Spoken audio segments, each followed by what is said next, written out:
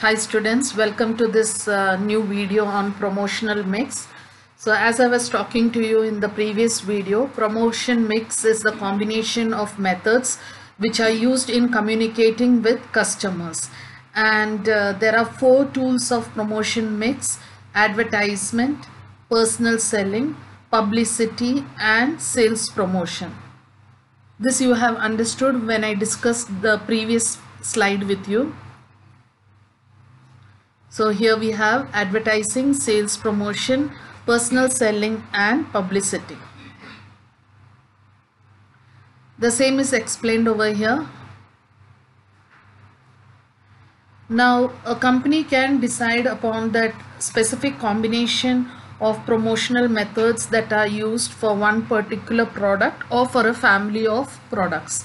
So they can decide to include print media, or they can use broadcast advertising, they can use direct marketing, personal selling, point of sale display, and merchandising to sell their products. So it refers to all the decisions which are related to promotion of sales of products and services. Now firms decide to carry on these promotional activities by choosing a combination, and this combination can be different for different products, or it can be different for the same product at different times. The promotional activity should support the marketing objectives, and let us discuss each of these methods one by one. So let's start with advertising. What are the objectives of advertising? Advertising objectives are to create new customers and to increase brand recognition. Advertising also aims at obtaining feedback from the customers regarding product. Advertising indicates introduction of new products or replacement of old ones. Advertising aims to reach people who are inaccessible to salesmen. That means if the person or people are staying in remote areas, advertising helps to reach out to them, even though physically the salesman cannot go to those places. Advertising helps to enter a new market or to attract a new group of customers. Advertising enhances the goodwill of the enterprise by promising better quality of products and services. Advertising also warns the public against imitation of the company's products. So therefore, in advertising, essentially what we find is the following features. The first one is communication. This we understood when I told you the features of communication. So communication means reaching out to the people.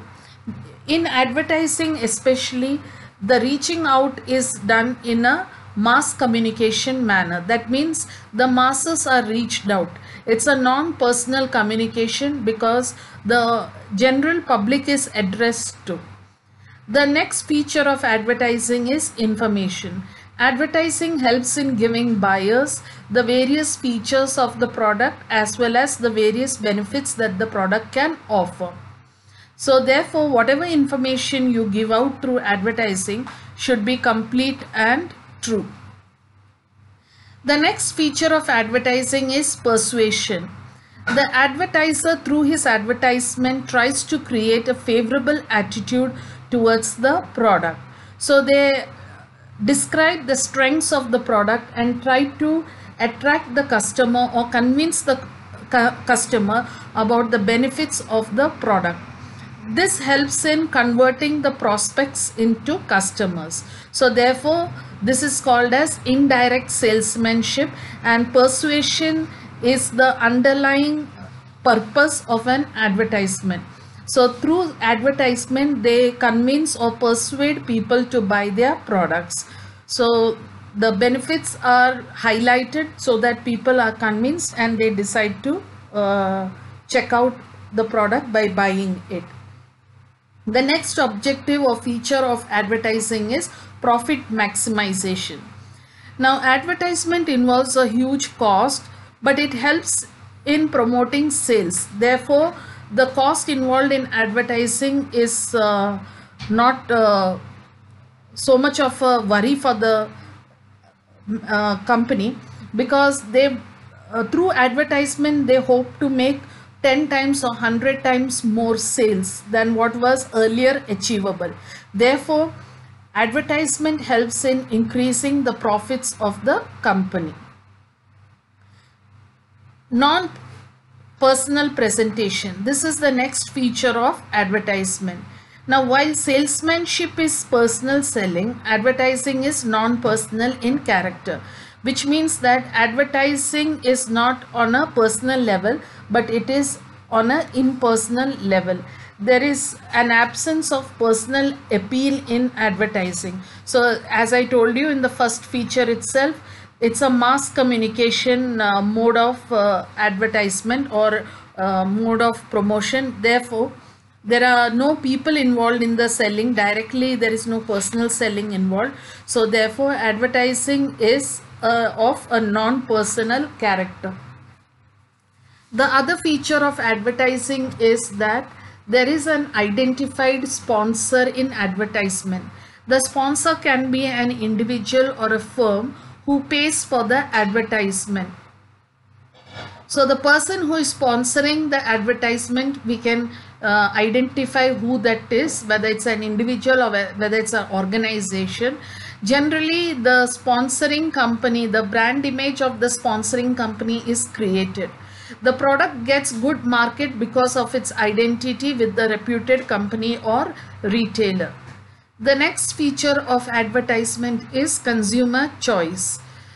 Advertising facilitates consumer choice because it helps the consumers to purchase goods as per their requirement of budget and features.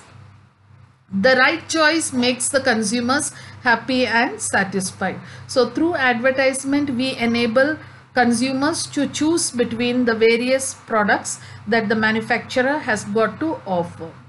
Advertising is an art, science and profession. We call advertising as an art because it represents a field of creativity. There's a lot of creativity involved in creating the advertisements. Otherwise, it will be flat and it will not appeal to the senses of the customers. Advertising is a science because it has a body of organized knowledge, and advertising is regarded as a profession because it is carried out under a professional body, and there is a code of conduct which is meant for the members of the body. The next feature of advertising is that it is part of the marketing mix.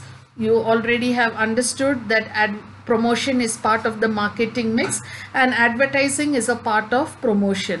Therefore, advertising is of great utility to sell goods and services, and large manufacturing companies spend crores of rupees on advertising.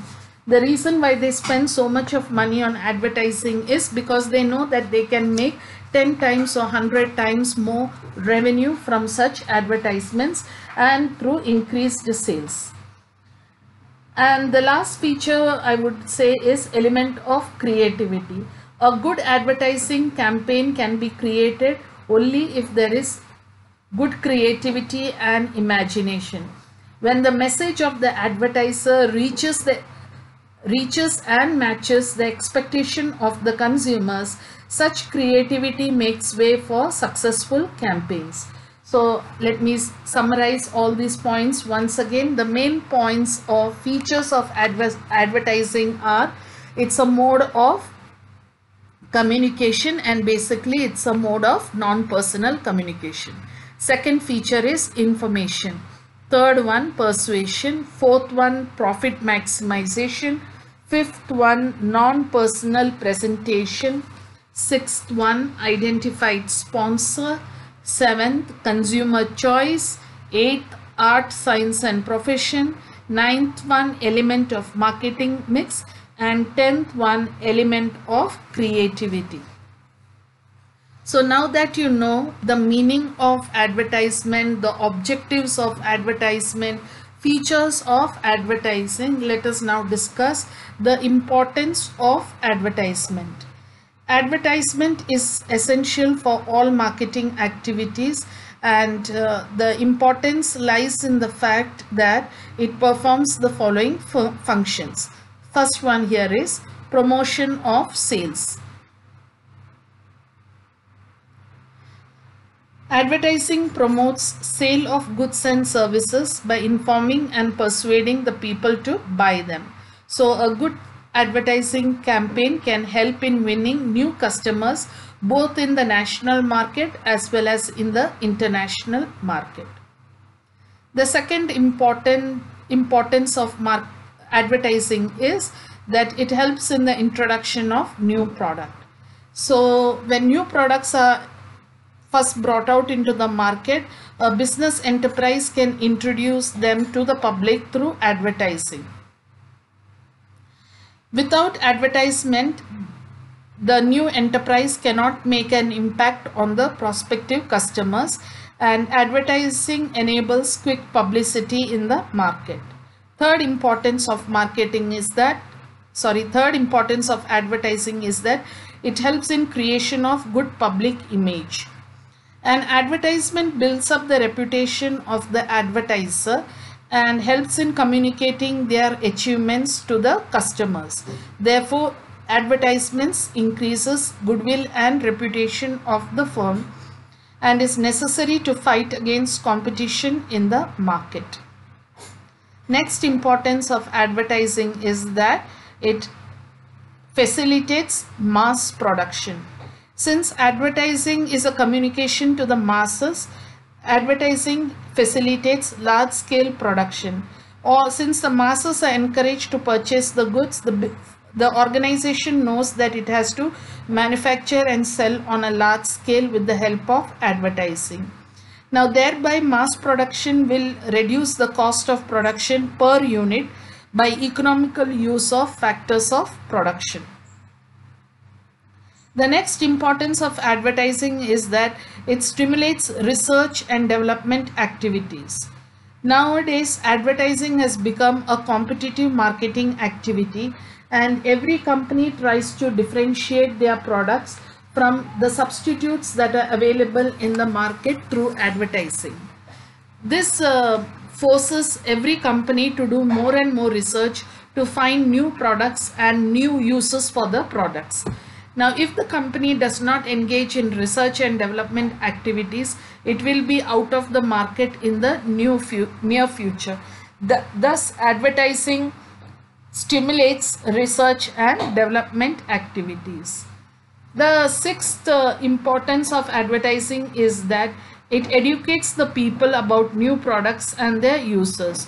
So, advertising message gives communication about the utility of a product and widens the people's knowledge about the product. Thus, advertising helps people in adopting new ways of life and giving up old habits. Thus, advertising has contributed a lot towards the betterment of the standard of living of the society. The next importance of advertising is that it supports the publishers and magazines. How does it support the publishers and magazines? They provide a good source of revenue to publishers and magazines because many of the companies, they advertise their products in the print media. So therefore, the publishers of magazines, newspapers are able to earn a lot of revenue out of advertising. Advertising enables to increase the circulation of publication by selling the magazines and newspapers at lower rates. Because of the revenue that is received from the companies via advertisement, the publishers are able to sell their or circulate their publication at lower rates. Advertising is also a source of revenue for television.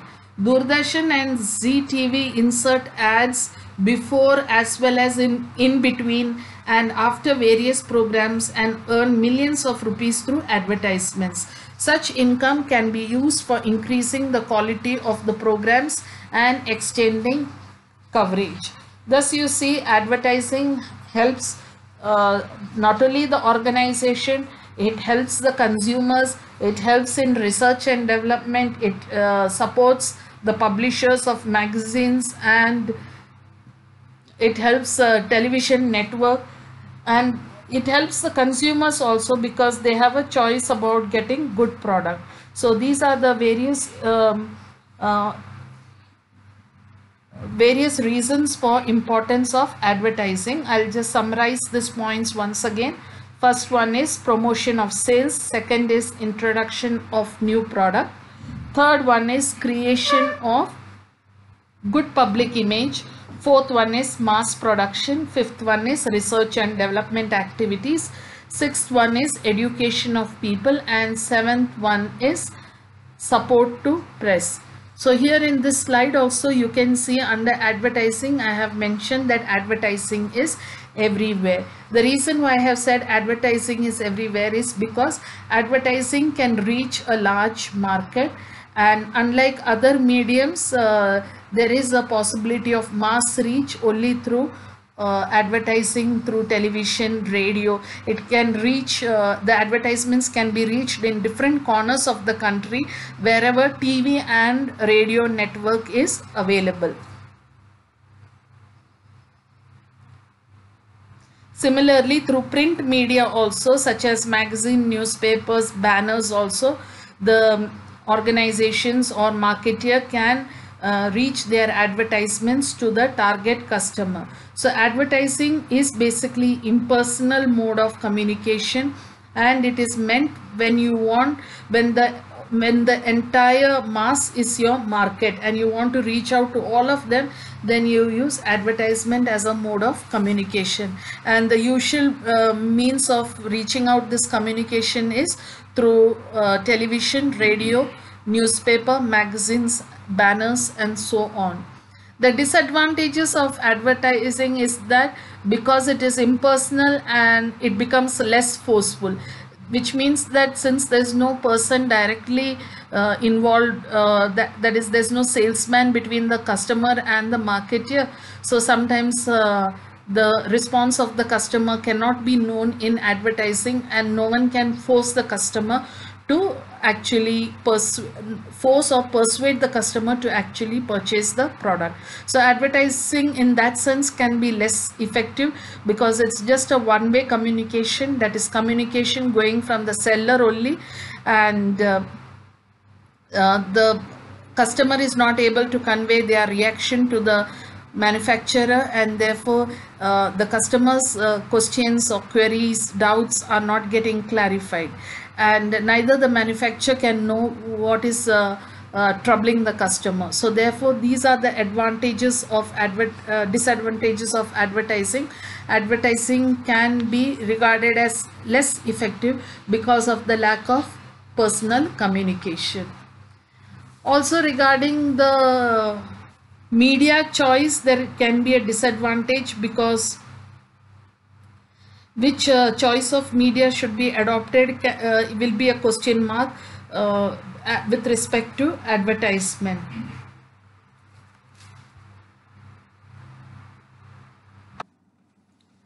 Now let me talk to you about personal selling.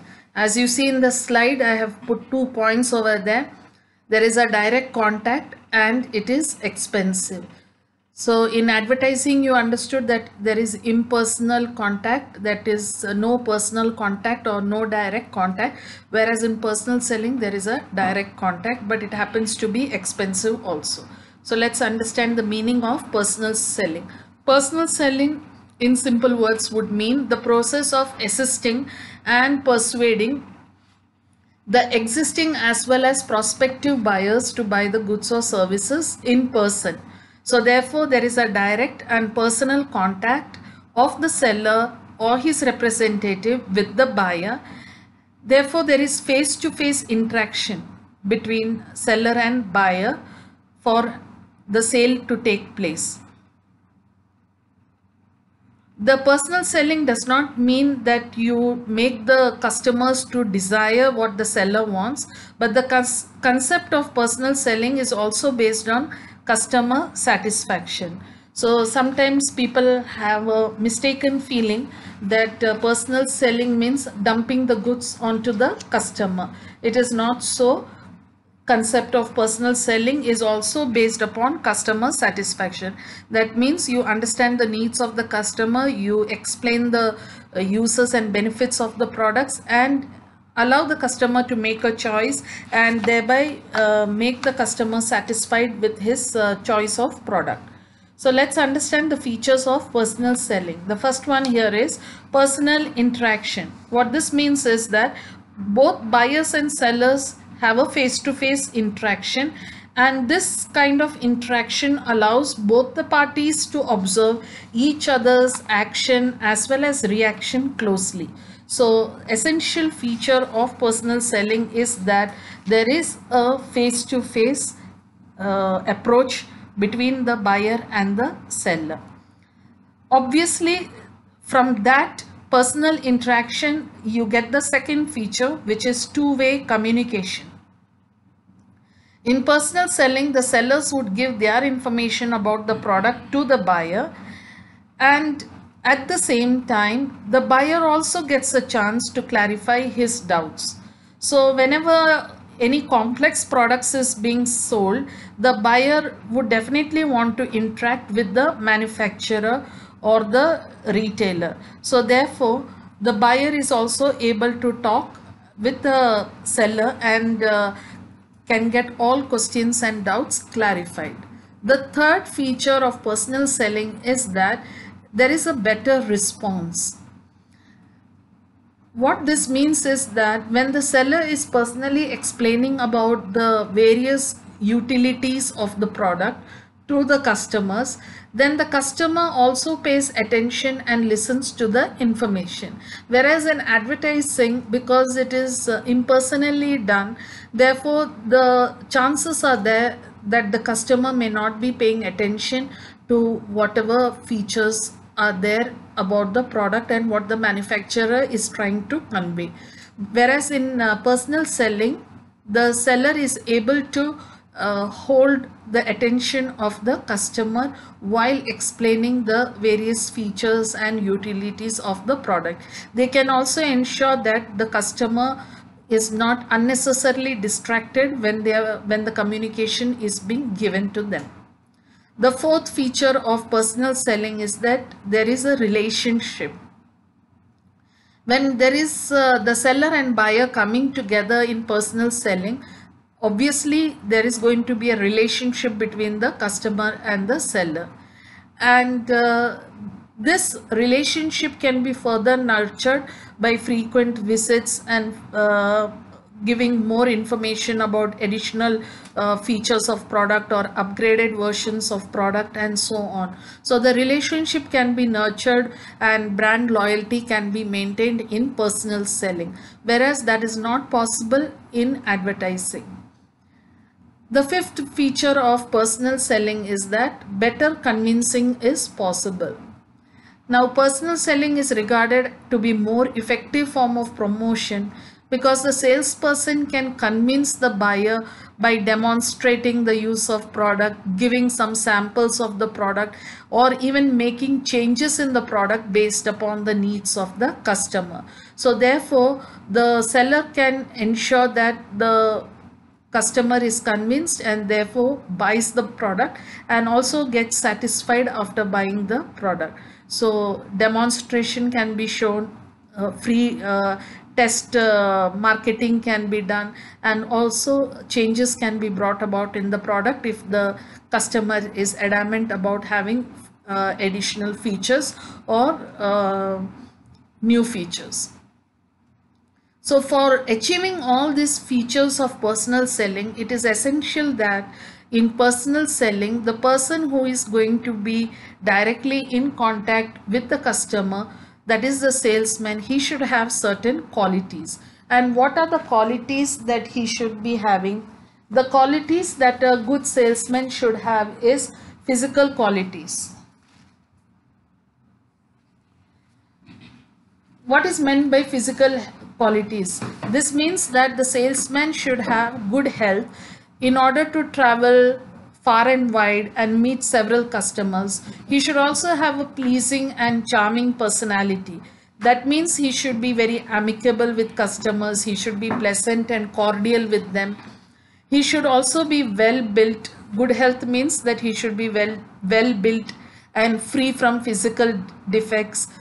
A pleasing and charming personality will give the salesman a great deal of self-confidence. Along with the charming personality, if he can ensure good grooming and wear appropriate dress, present himself in a clean and tidy appearance and have a good posture, all this will go a long way in creating a very good impression in the minds of the customers. It's very important that a salesman should be always smiling and should have a really genuine smile, a cheerful smile on his face. So physical qualities means both good health as well as pleasing personality. And good health because they have to, it's a hard job that they are, a difficult job that they are doing, so they have to travel far and wide, meet several people, and therefore the salesman should ensure that their health is always kept in optimum condition. The next quality of a good salesman is social qualities. Social qualities means that the salesman should have good manners and should be courteous while dealing with customers. Courteous in dealing with customers means he should be pleasant, patient with customers, not be rude with them. He should be prepared to sort out all their queries, give enough explanation to them, clear all their doubts. So for that, he should be extremely patient and polite. He should also develop the habit of greeting and thanking customers. He should use polite expression, and he should be helpful. At the same time, he should retain a certain distance because he is after all a salesman and he cannot get too personal with the customers. He should not be shy or reserved because such people will not be in a position to explain and understand the customer. He should be an extrovert, that is, he should be an outgoing person. He should also be a very good listener. It's not that he alone should keep talking, but he should be able to listen and understand the doubts and problems that his customers are facing. He should have the ability to say the proper things and do the right thing without offending others. He should be able to stand his ground whenever his company is being attacked or he is being accused of pricing the goods highly. He should be able to convey to the customer as to why they are pricing it that way, or what is it that the company can do to rectify the problems that is faced by the customer. So he should always be polite even under stressful conditions and should display good manners and courtesy while dealing with the customers. The third quality of a good salesman is mental ability. A good salesman should have a high degree of intelligence and he should have the capability to take initiative and he should have foresight. He must be intelligent and imaginative to understand the customer quickly and read his mind accurately. So he must be proactive in knowing what the customer is actually wanting. He must be able to understand the psyche of the customer, and based upon that he should offer his products and services. So there are two basic qualities that I would emphasize with respect to mental qualities that a salesman should have. He should have both empathy and ego drive. What is the meaning of empathy? Empathy means he must have the ability to understand the problem from the customer's point of view. And ego drive means the salesman must pursue the sale not just for money but for recognition and personal success. So in short, what it means is the salesman should have good presence of mind and good common sense while selling his goods. The fourth quality of a good salesman is technical quality. This means that the salesman should have full technical knowledge about the product. He should know A to Z about the product, so that any type of questions which is hurled upon him regarding the product, he should be able to answer that satisfactorily. He should not be at a loss of information while talking about the product. He should be completely aware about the various products that the company is offering, the various features of the product, and if there is a family of products, then he should be able to talk about the different features of the various products. So this he should be very, very well conversant with. Now let's talk about other qualities, other miscellaneous qualities that a good salesman should be possessing.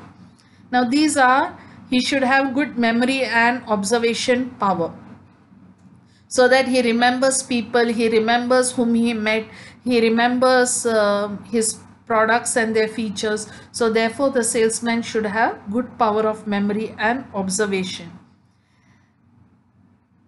Next quality is he should be honest and should not try to win the customer through false and misleading representation. So whenever a salesman approaches a customer, he should only talk what is there in the product and not try to give a superficial picture or a very high opinion about the product when there is nothing of that sort to be associated with the product. So he should be honest with what he is selling, and he should not give false and misleading representation. At the same time, if the customer is not satisfied with the use of the product which the customer had taken previously, and the customer is accusing him of selling a bad product or wrong product, then appropriate action can be promised by the salesman to the customer by directing the customer to the appropriate department in the organization. So this will help the customer in sorting out their problem. Either they can get a refund for it, or they might get a new product, exchange product for it. So therefore in all dealings the salesman should ensure that they are honest and should not cheat the customer, because once you cheat the customer, then you have lost the customer forever. Not only will you lose this particular customer, but this customer will go and badmouth about the salesman to many others, and it will be very difficult to win the market in such situation.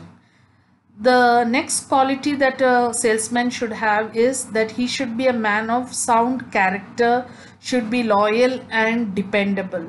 So whether the salesman is dispensing his duty towards the customer or to the seller, in all situations the salesman should behave and perform his duties sincerely. Whether to the customer or to the manufacturer, they should be loyal and dependable. The next quality that the salesman should have is he must have wide knowledge about the product he is selling and the company that he is representing. This I have already spoken to you about under technical quality, but even about the company he should be very knowledgeable. Who is heading the company, how many employees are there in the organization, where are the branches of the company located, what is the turnover of the company, what is the market value of the shares. So overall idea about the company's affairs and its operations should be known to the salesman, so that when he is talking about the company, he can talk in about the company in a positive manner and win the goodwill of the and ensure that the company gets a goodwill from the customers. The next good quality or next quality of a good salesman is that he must have the capacity to inspire trust, which means that the customer should feel that they can trust the salesman while making the purchase decision. And if for any reason after the sale is over and the customer has got a problem with the product, they can always depend upon the salesman to ensure that their money is refunded or the product is exchanged with a new product or substitute product. So the salesman should have the quality to inspire trust in the customers regarding these things.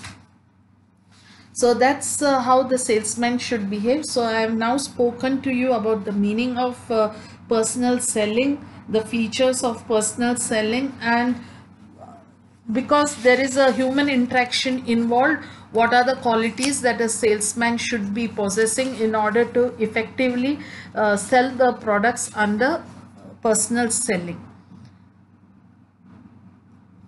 Now this let's understand the role of personal selling and how it is an important tool for various segments of society. That means it is important not only for the organization, which means the marketer. It is also important, personal selling is also important to customers as well as the society in general. So for businessmen it is important because personal selling helps in increasing the sales. Therefore, we say that it is a very effective promotional tool, and you can be very flexible with your personal selling efforts, because depending upon the customer, the nature of the customer, you can keep on changing the offers that you're giving that customer. So if you find the customer to be very tough, you can decide to be a little more lenient in the offerings that you give to them. And suppose the customer is very willing to purchase your goods, you can limit the offerings that you're giving. So therefore, personal selling is a promotional tool which is beneficial to companies and marketers, and it's also a flexible tool because you can change the efforts that you put in your personal selling based upon the type of customers that you're meeting. Then compared to other methods of promotion, personal selling involves less wastage of efforts. There is less cost involved in it, and therefore the wastage of efforts is almost nil. And you can capture the customer's attention through personal selling. Therefore, customers are benefited out of it. The relationship with the customers can be developed over a period of time and for many years to come. Therefore, customer relationship management can be taken care of. Personal support is given to the customers, and therefore this will build the competitive strength of the organization. Whenever new products are being introduced into the market, the salesman can explain the merits and show the demonstration and clarify the doubts to customers. So all these things helps the businessmen and it helps the customers also.